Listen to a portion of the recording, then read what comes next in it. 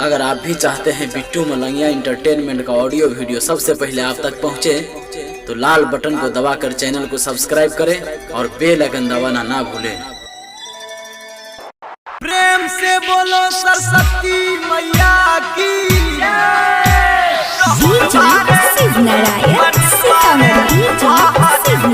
अखन अपने सब सुन रहा छी बिट्टू मलंगिया एंटरटेनमेंट के।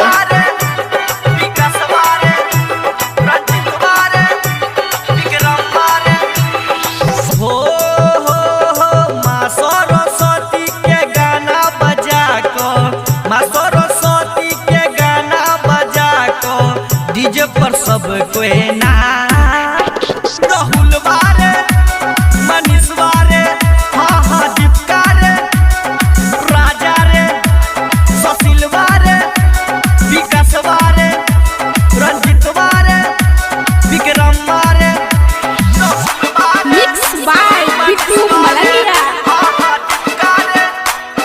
राजा रे सुशील बारे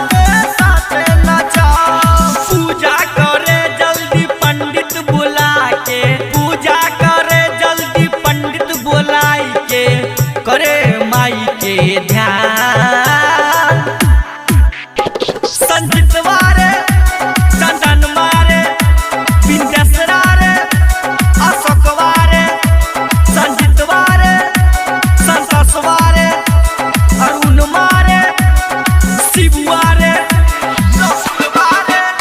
अखन अपने सब सुन रहा छी बिट्टू मलंगिया एंटरटेनमेंट के।